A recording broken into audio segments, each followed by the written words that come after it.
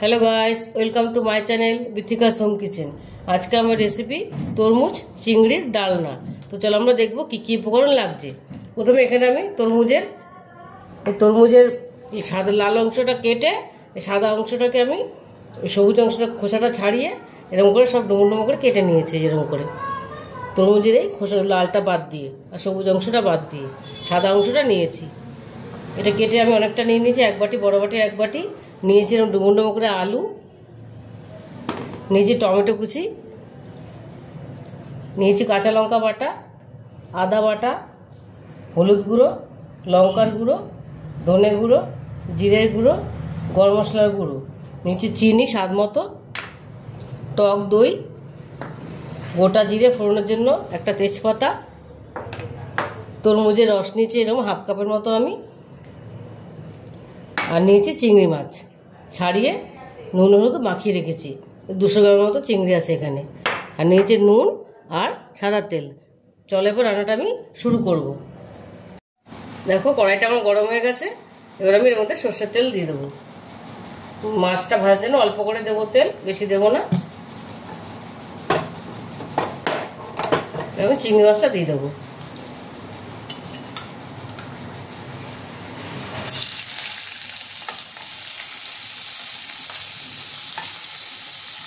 চিংড়ি মাছটা হালকা করে ভেজে নেব। চিংড়ি মাছটা ভেজে আমি তুলে নিয়েছি, একদম হালকা করে ভেজেছি। আর আমি তেল দিয়ে দিয়েছিলাম কড়াইটা একটু। এবার আমি আলুটা ভেজে নেব। প্রথমে আমি আলুটা ভেজে নেব। এটা খেতে ভীষণই ভালো হয়।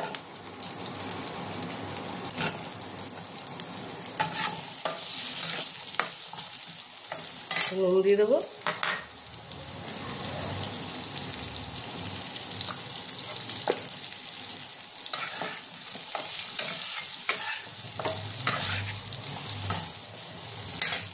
একটু লাল করে ভেজে নেবো আলুটা আমি।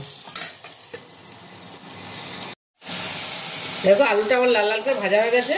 এটা আমি তুলে নেব।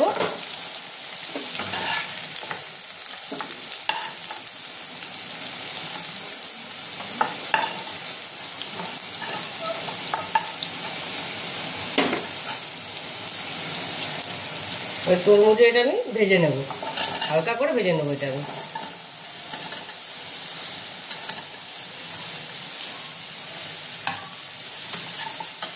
এটা আমি ভেজে নেবো। এটার মধ্যে একটু নুন দিয়ে দেবো।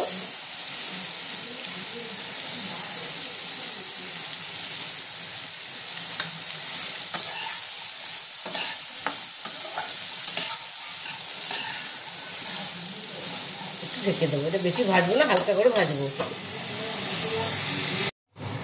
দেখো তরমুজ এটা আমার ভাজা ভাজা হয়ে গেছে, হালকা লাল লাল হয়ে গেছে। এটা আমি তুলে নেব।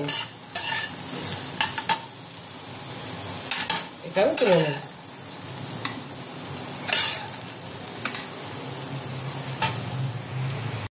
দেখো আমি আরেকটু তেল দিয়ে দিয়েছিলাম। এর মধ্যে আমি তেজপাতাটা দিয়ে দেবো ফোড়নে, আর দিয়ে দেবো গোটা জিরেটা।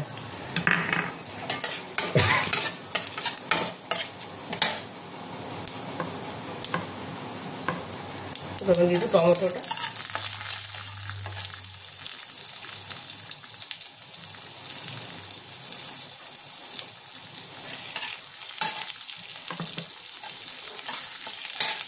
দিয়ে দেবো অল্প জল। এবার সব মশলাগুলো দিয়ে দেবো। সব মশলাগুলো এবার দিয়ে দেবো। হলুদ গুঁড়ো, লঙ্কার গুঁড়ো, ধনে গুঁড়ো, জিরের গুঁড়ো, গরম মশলা গুঁড়োটা, আদা বাটা আর কাঁচা লঙ্কা বাটাটা সব কটাই মশলা আমি দিয়ে দিলাম।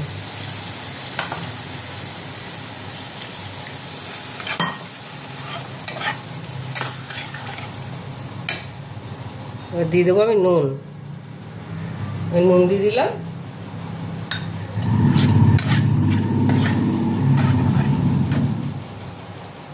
দিয়ে দেবো ফ্যাটানো টক দইটা। টক দইটা ফেটিয়ে রেখেছিলাম।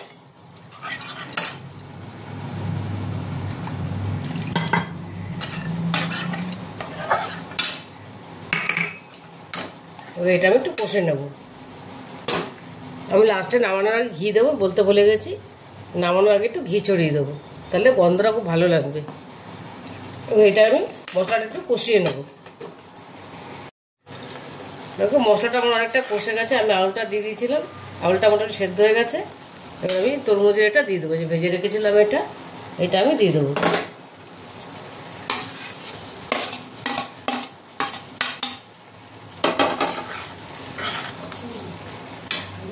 দিয়ে দেবো চিনিটা,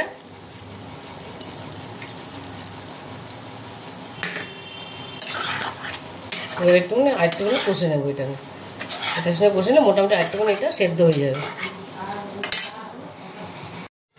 দেখো এটা আমার মোটামুটি কষানো হয়ে গেছে, দেখো তেল ছেড়ে দিয়েছে, দুটো মোটামুটি ভালো সেদ্ধ হয়ে গেছে। এবার আমি অল্প জল দেবো, বেশি দেবো না, মোটামুটি সেদ্ধ হয়ে গেছে, অল্প করে জল দিলাম।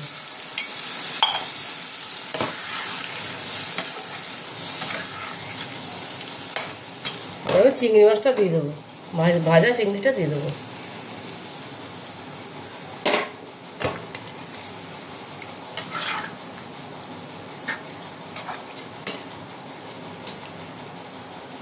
একটু এটা ফুটবে। দেখো এটা আমার রেডি হয়ে গেছে, মোটামুটি জলটা ঘন হয়ে গেছে। এর মধ্যে আমি একটুখানি ঘি দিয়ে দেবো, এই ঘি দিয়ে দেবো একটুখানি। ঘি দিলে আরও ভালো লাগবে খেতে, টেস্টটা আরও বাড়বে। এবার আমি এর মধ্যে এই তরমুজের রসটা যে করে রেখেছিলাম, তরমুজের রসটা বানিয়ে রেখেছিলাম, এটা দিয়ে দেবো এর মধ্যে।